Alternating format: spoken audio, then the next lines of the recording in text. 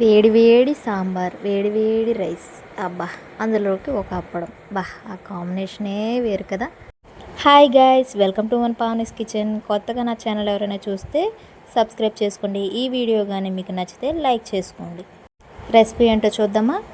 ఈ సాంబార్కి ముందుగా నేను వీడియోలో చూపిస్తున్నట్టుగా వంకాయల్ని ఇలా పొడుగ్గా కట్ చేసుకొని వాటర్లో వేసుకొని అందులో కొంచెం సాల్ట్ వేసుకోవాలన్నమాట. మిగిలినవి పక్కన ఇంకా కూరగాయలు చూపిస్తున్నాను కదా, వాటన్నిటి నేను చిన్న చిన్న ముక్కలుగా కట్ చేసుకొని పెట్టుకోవాలి. వీడియోలో చూపిస్తున్నట్టుగా గ్యాస్ పెన్ పెట్టుకొని నేను కట్ చేసిన కూరగాయలన్నింటినీ ఒక దాంట్లో వేసుకొని అందులో కొంచెం పసుపు వేసుకొని అందులోనే కొంచెం వాటర్, కొంచెం సాల్ట్ వేసుకొని మూత పెట్టి ఉడికించుకోవాలన్నమాట. ఇది మొదటి ప్రాసెస్.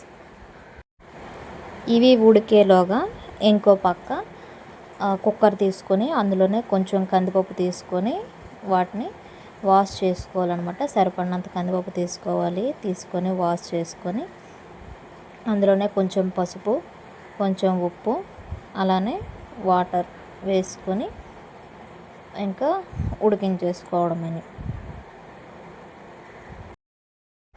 ఇలా ఒకసారి ట్రై చేసి చూడండి, మీకే నచ్చుతుంది.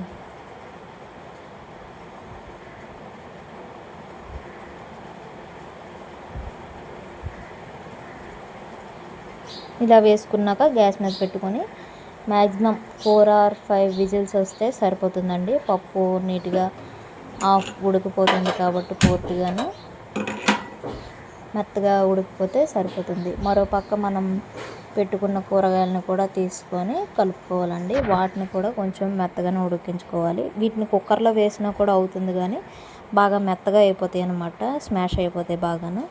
అలా ఉండకూడదని సపరేట్గా వీటిని ఉడికించుకుంటున్నా, పప్పును సపరేట్గా ఉడికించుకుంటున్నాం. మరోపక్క చింతపండును కూడా నానబెట్టుకోవాలి. అది రుచికి తగ్గట్టుగా ఎంత సరిపోతుందో మనమే కొంచెం మెజర్మెంట్ ఆలోచించి కొంచెం చింతపండును తీసుకొని నానబెట్టేసుకోవాలన్నమాట. మరోపక్క పప్పు ఉడికిపోయిందండి. పప్పు తీసి ఇలా కవ్వంగరతో ఉంటే కవ్వంగరతోనైనా మనం కలుపుకోవచ్చు, లేదంటే గరిటెతోనే తిప్పేసుకుంటే సరిపోతుందండి. బాగా మెత్తగా అయిపోయి ఉంటుంది కాబట్టి గట్టితో తిప్పేసుకున్న పప్పు మొత్తం నలిగిపోతుంది అనమాట. ఇంకా అది నలిగిపోయిన తర్వాత ముందుగా చింతపండు నానబెట్టుకోమన్నాను కదండి, వాటిని బాగా మెత్తగా పిసికేసుకొని వాటర్ మొత్తం యాడ్ అయ్యేటట్టుగా చూసి ఓన్లీ ఆ వాటర్ని తీసుకొని ఇందులోనికి వేసేసుకోవాలన్నమాట. అవి వేసుకున్నాక మనం ముందుగా వీటిని కూరగాయలను కూడా ఉడకబెట్టుకున్నాం కదండి, వాటిని కూడా వేసుకొని సరిపడినంత నీరు మనకి ఎంత సరిపోతుందో చూసి, ఎంత పలచగా ఉంటే సరిపోతుందో చూసి వేసుకుంటే సరిపోతుంది. అందులోనే కొంచెం కారం, కొంచెం పసుపు, వీలైతే ఉప్పు కూడాను. నేను ఆల్రెడీ కూరగాయలు వాటిలో వేస్తున్నాను కాబట్టి తర్వాత చూద్దామనేసి అప్పుడే వేయలేదు. ఇంకా పప్పు ఉడికిన తర్వాత ఇలా మరుగుతున్నప్పుడు అందులోనే సాంబార్ పొడిని కూడా వేసుకోవాలండి సరిపడినట్టుగా. ఈ సాంబార్ పొడిని తాలింపుల్లో కూడా చివరిగా వేసుకుంటే సరిపోతుంది. నేను యాక్చువల్లీ యాడ్ చేయలేదు.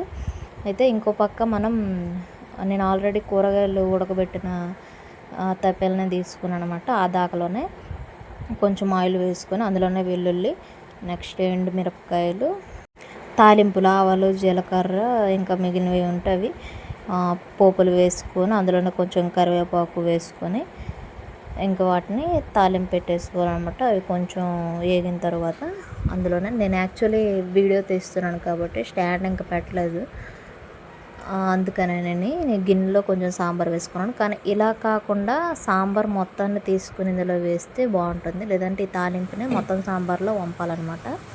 నేను అలా అని వీలవ్వక సపరేట్గాను ఇలా తీసుకున్నా, గిన్నెతో తీసుకొని సాంబార్ని ఇందులో వేసుకొని మళ్ళీ అందులోటికి వంపేశాను అనమాట. ఇంతేనండి, సాంబార్ అంటే చాలా ఈజీ. చివరగా కొంచెం కొత్తిమీర వేస్తే సాంబార్ రెడీ అయిపోతుంది. ఇంతే. ఈ వీడియో కానీ మీకు నచ్చితే లైక్ చేయండి. మీరు లైక్ చేస్తే మరో కొంతమందికి వెళ్తుంది.